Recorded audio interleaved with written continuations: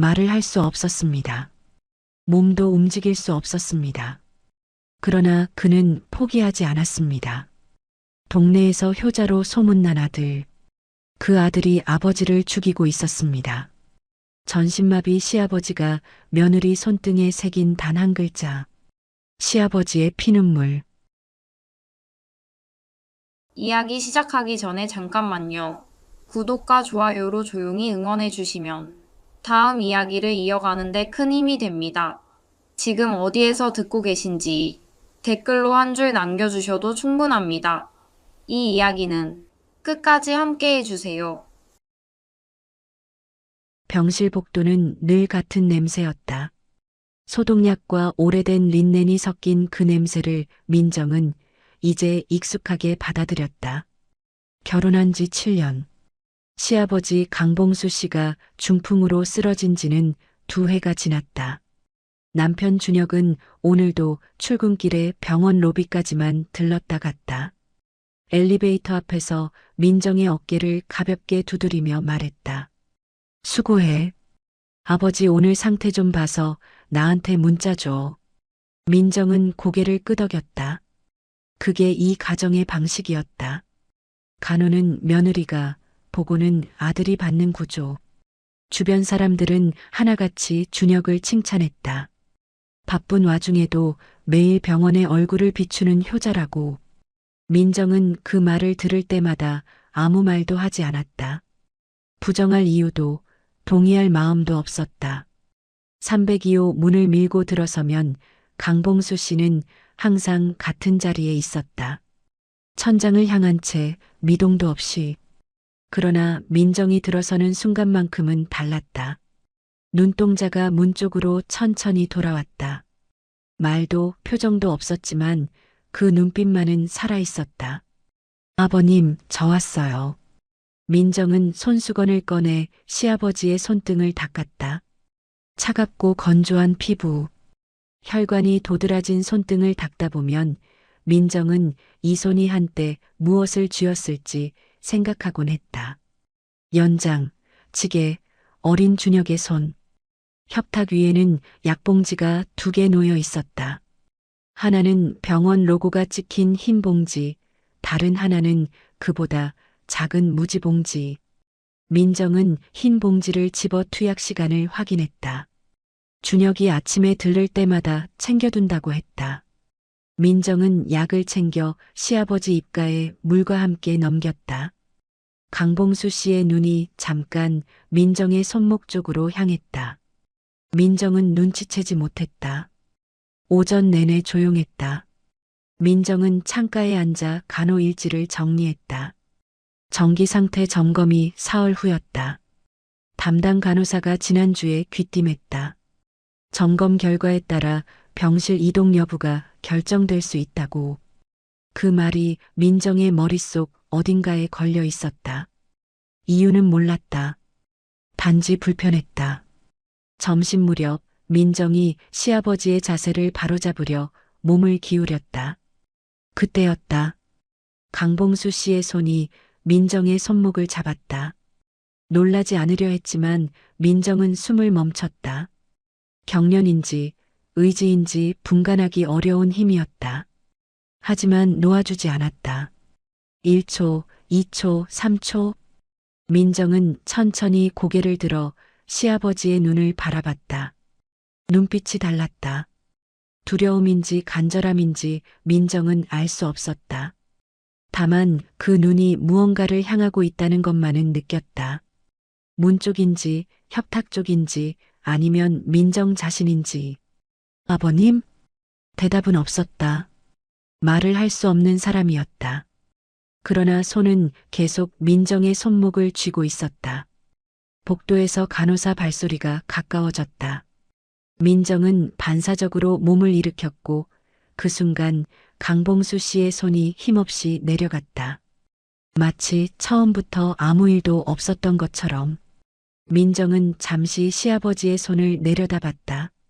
그냥 경련이었을 것이다. 민정은 그렇게 생각하기로 했다. 간호일지에도 그렇게 적었다. 오후 12시 14분 상지 경련 1회. 이상 없음. 병실을 나서며 민정은 복도 창밖을 보았다. 늦가을 하늘이 낮고 무거웠다. 이상한 기분이 좀처럼 가시지 않았다. 무엇이 이상한지는 몰랐다. 그저 무언가가 자신을 붙들었다가 놓아주었다는 느낌. 그리고 그것이 끝난 것이 아니라는 느낌. 민정은 엘리베이터 버튼을 눌렀다.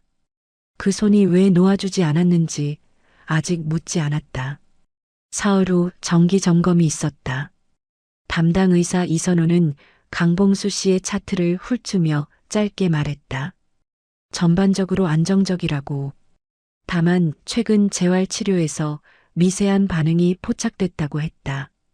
손가락 끝에 미약한 수축. 의도적인 움직임일 가능성이 있다고. 민정은 그 말을 듣는 순간 가슴이 뛰었다. 그러나 옆에 서 있던 준혁이 먼저 입을 열었다. 선생님, 아버지가 자극에 예민하게 반응하면 오히려 역효과가 날 수 있다고 하지 않으셨어요? 흥분하시면 혈압이 올라서요. 이선호는 잠깐 준혁을 봤다가 고개를 끄덕였다. 과도한 자극은 삼가는 게 좋긴 하죠. 그럼 재활 강도는 지금 수준으로 유지해 주세요. 민정은 아무 말도 하지 않았다. 말을 꺼내려다 멈췄다. 준혁의 말이 틀리지 않았기 때문이다. 적어도 표면적으로는. 병실로 돌아오는 길에 준혁은 민정의 어깨에 손을 올렸다. 당신이 고생이 많아. 아버지가 저렇게 안정적인 게 다 당신 덕분이야. 동네 사람들이 들었다면 또 고개를 끄덕였을 말이었다. 민정은 웃었다. 어떤 웃음인지는 스스로도 몰랐다. 그날 오후 민정은 혼자 병실에 남았다. 강봉수 씨의 눈은 오늘도 문 쪽을 향해 돌아왔다. 민정이 자리에 앉자 시아버지의 손가락이 미세하게 움직였다. 재활팀이 말한 바로 그 수축이었다. 의도적인 움직임일 가능성. 민정은 잠시 그 손을 바라봤다. 지난번처럼 잡아오면 어쩌나 싶었다. 그러나 이번엔 달랐다. 손가락이 일정한 방향으로 반복해서 움직였다. 구부렸다 폈다가 아니었다. 한 방향으로만. 마치 무언가를 긁는 것처럼. 민정은 눈살을 찌푸렸다. 경련 패턴이 바뀐 건가. 그렇게 생각하기로 했다. 간호일지를 꺼내 적었다. 손가락 반복 수축, 단방향. 재활 반응 가능성 있음. 담당팀 공유 필요. 적고 나서 민정은 펜을 내려놓았다. 뭔가 빠뜨린 것 같은 느낌이 들었다. 무엇인지는 몰랐다. 이틀 후 준혁이 병실에 들렀다. 민정이 잠깐 화장실을 다녀오는 사이였다. 돌아오니 준혁이 협탁 앞에 서 있었다. 손에 작은 봉지를 들고 있었다. 무지봉지. 흰 봉지 옆에 내려놓으며 말했다. 의사가 처방 조금 바꿨어. 이걸로 교체해. 언제 바뀐 거야? 어제. 내가 외래 다녀오면서 받아왔어. 민정은 봉지를 집어들었다. 병원 로고가 없었다. 약국 봉지도 아니었다. 그냥 흰 무지 비닐이었다. 민정은 봉지를 뒤집었다. 약 이름이 손글씨로 적혀 있었다. 병원에서 이런 봉지에 줘? 준혁이 가볍게 웃었다. 외래 창구가 바빠서 그냥 봉지에 담아줬나 봐. 약 이름이랑 용량은 적혀 있잖아. 민정은 다시 봉지를 봤다. 약 이름, 용량, 이상은 없어 보였다. 준혁의 말이 거짓말처럼 들리지 않았다. 거짓말처럼 들리지 않는다는 것이 왜 불편한지 민정은 몰랐다. 그냥 내려놓았다. 그러나 봉지를 협탁에 올려두면서 민정은 흰 봉지와 무지 봉지를 나란히 보았다. 흰 봉지에는 유통기한이 스티커로 붙어 있었다. 이번 달까지. 무지 봉지의 약은 손글씨 아래 날짜가 적혀 있었다. 다음 달까지. 다른 약이었다. 민정은 그 사실을 인식했다. 그리고 아무것도 하지 않았다. 준혁이 먼저 병실을 나갔다. 민정은 잠시 협탁 앞에 서 있었다. 저녁에 시아버지의 손을 닦다가 민정은 멈췄다. 손가락 마디 검지와 중지 사이에 작은 상처가 나 있었다. 손톱에 긁힌 것 같은 자국이었다. 피는 이미 굳어 있었다. 오래된 상처는 아니었다. 민정은 상처를 들여다봤다. 이것도 경련 때문일 것이다. 침대 난간에 쓸렸을 수도 있다. 간호사에게 확인을 부탁하면 될 일이었다. 그러나 민정은 간호사를 부르지 않았다. 손을 닦는 손수건이 멈춘 채로 민정은 그 상처를 오래 바라봤다. 이 상처가 스스로 만든 것이라면, 만약 이 손이 무언가를 긁으려 했던 것이라면, 민정은 고개를 저었다. 그런 생각을 해서는 안 됐다. 손수건을 내려놓으며 민정은 창밖을 봤다. 이미 어두워져 있었다. 병실 불빛이 유리창에 반사되어 자신의 얼굴이 흐릿하게 비쳤다. 뭔가 잘못됐다는 느낌. 그러나 무엇이 잘못됐는지는 여전히 알 수 없었다. 알고 싶지 않은 것인지도 몰랐다. 민정은 자리에서 일어나 불을 껐다. 시아버지의 손은 그날 밤 내내 아무것도 잡지 않았다. 그날은 준혁이 오지 않는 날이었다. 외부 미팅이 있다고 했다. 저녁 늦게 들를 수도 있다고. 민정은 평소보다 일찍 병실에 도착했다. 복도가 유난히 조용했다. 오전 재활 시간이 끝나고 환자들이 병실로 돌아간 직후였다. 강봉수 씨는 눈을 뜨고 있었다. 민정이 들어서자 눈동자가 천천히 돌아왔다. 오늘은 달랐다. 눈빛이 평소보다 또렷했다. 민정은 그 눈을 보는 순간 이유 없이 발걸음이 느려졌다. 아버님, 오늘 안색이 좀 나아 보이시네요. 대답은 없었다. 그러나 눈동자가 민정의 손 쪽으로 내려왔다. 그리고 다시 올라왔다. 손 쪽으로, 다시 민정의 얼굴로. 민정은 의자를 끌어당겨 침대 옆에 앉았다. 다음 투약 시간까지는 40분이 남아 있었다. 협탁 위에는 무지 봉지만 남아 있었다. 흰 봉지는 사흘 전에 이미 소진됐다. 민정은 그 사실을 확인하고 시선을 거뒀다. 시아버지의 손이 움직이기 시작한 것은 그때였다. 처음엔 경련처럼 보였다. 검지 손가락이 구부러졌다 펴졌다. 그러나 멈추지 않았다. 일정한 방향으로 반복적으로. 지난번과 같은 패턴이었다. 민정은 손을 뻗어 시아버지의 손등을 가볍게 눌렀다. 아버님, 괜찮으세요? 강봉수 씨의 눈이 민정의 손목을 향했다. 그리고 손가락이 민정의 손등 위로 올라왔다. 민정은 숨을 참았다. 지난번처럼 잡는 것이 아니었다. 손톱 끝이 피부에 닿았다. 천천히, 그러나 또렷하게. 선을 긋듯이. 아팠다. 민정은 손을 빼지 않았다. 강봉수 씨의 손톱이 움직이는 방향을 따라 민정은 시선을 내렸다. 가로획, 세로획. 떨리는 힘으로, 그러나 분명한 의도로 새겨지는 형태. 한 글자였다. 민정은 자신의 손등에 새겨진 그것을 보았다. 피가 맺히지는 않았다. 그러나 붉게 패인 자국은 선명했다. 민정은 그 글자를 보며 숨을 내쉬지 못했다. 심장이 멎는 것 같았다가 너무 빠르게 뛰었다. 죽일살, 죽음, 살인, 아니면 살아라.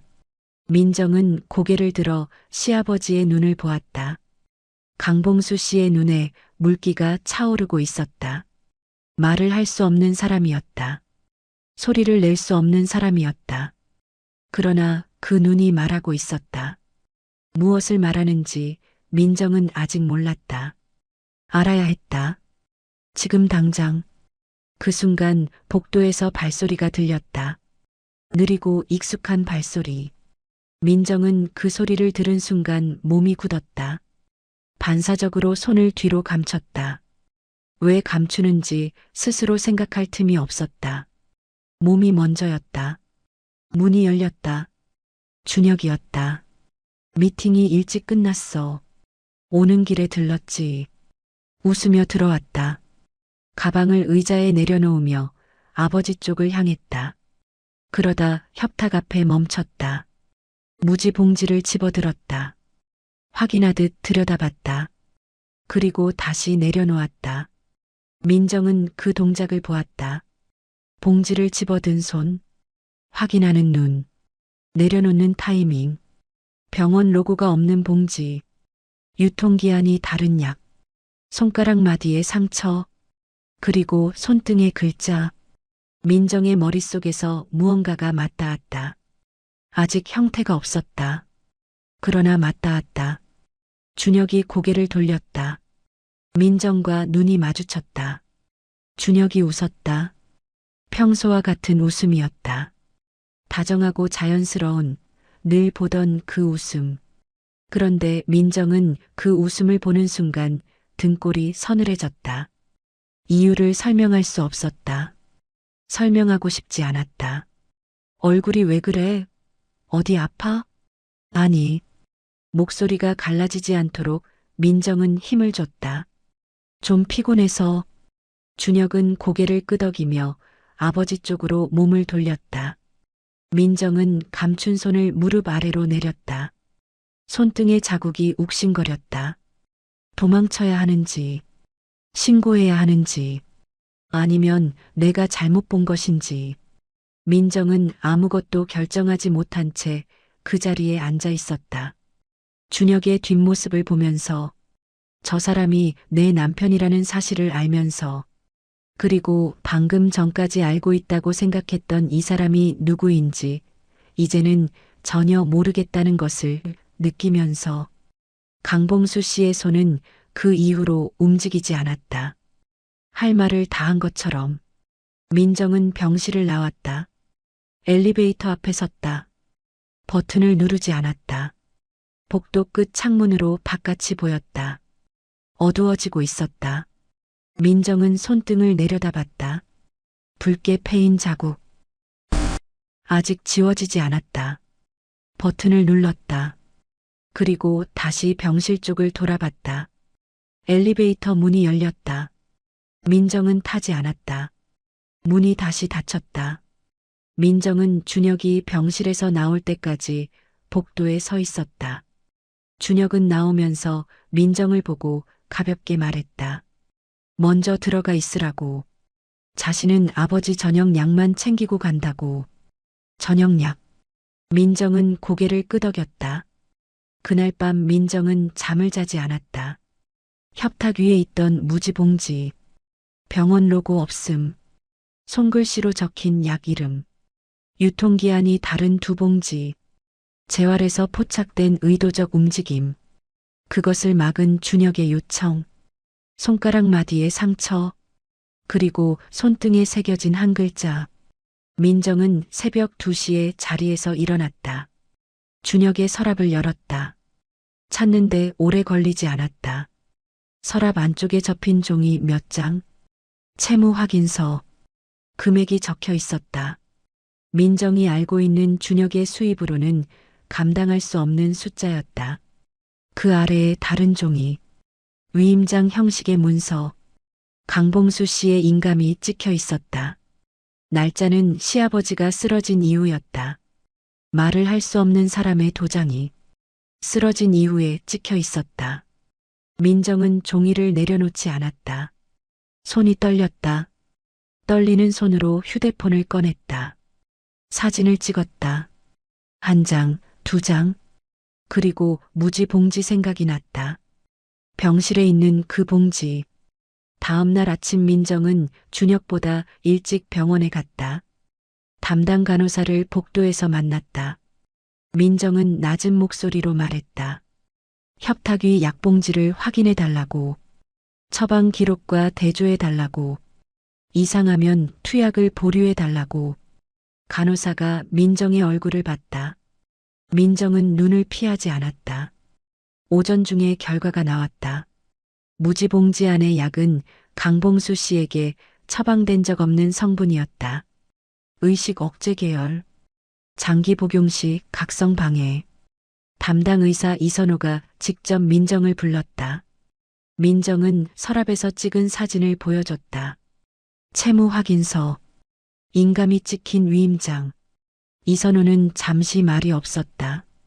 그날 오후 준혁은 병원 로비에서 경찰을 만났다.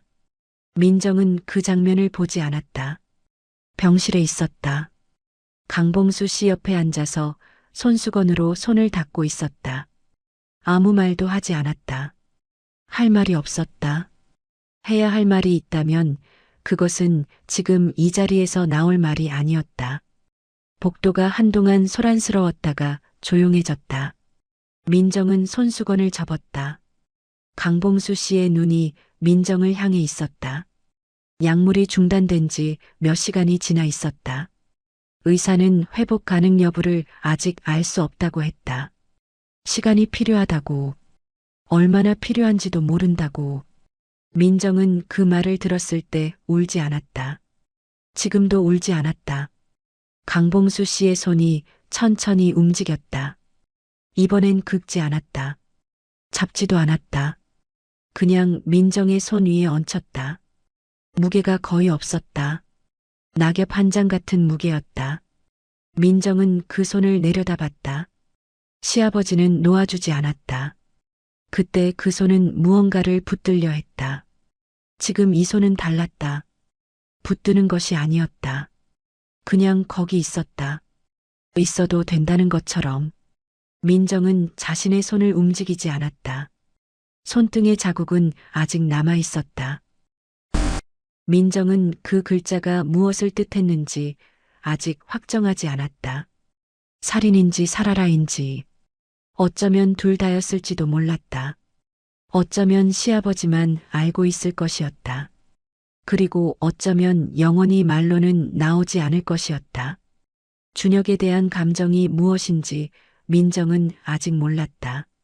분노인지 슬픔인지 배신인지. 이름을 붙이고 싶지 않았다. 이름을 붙이는 순간 그것이 완성될 것 같았다. 민정은 그 감정이 완성되는 것을 원하지 않았다. 아직은 앞으로 어떻게 할 것인지도 몰랐다. 이 병실에 계속 올 것인지, 이 가정이라는 것을 어떻게 부를 것인지, 시아버지의 회복을 기다리는 이 시간이 무엇인지. 민정은 아무것도 결정하지 않았다. 다만 지금 이 자리에 있었다. 시아버지의 손이 민정의 손 위에 얹혀 있었다. 창밖으로 해가 기울고 있었다. 병실은 조용했다. 소독약 냄새가 났다. 오래된 린넨 냄새가 났다.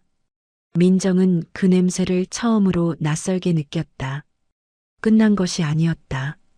시작해야 하는 무언가가 지금 이 손의 무게만큼 민정에게 얹혀 있었다. 계절이 한번 바뀌었다. 병실 창문으로 햇빛이 전과 다르게 들어왔다. 민정은 오늘도 같은 시간에 302호 문을 밀었다. 손에는 작은 보온 도시락이 들려 있었다. 강봉수 씨는 눈을 뜨고 있었다. 민정이 들어서자 눈동자가 문 쪽으로 돌아왔다. 달라진 것이 있었다. 오른손 검지가 천천히 들렸다. 완전히 올라오지는 않았다. 그러나 들렸다. 민정은 도시락을 협탁에 내려놓았다. 아무 말도 하지 않았다. 의자를 끌어당겨 앉았다. 손수건을 꺼내 시아버지의 손등을 닦기 시작했다. 창밖에서 바람 소리가 들렸다. 손등의 자국은 이제 거의 지워져 있었다. 민정은 그 자리를 손수건으로 한 번 더 닦았다. 그리고 손수건을 접었다.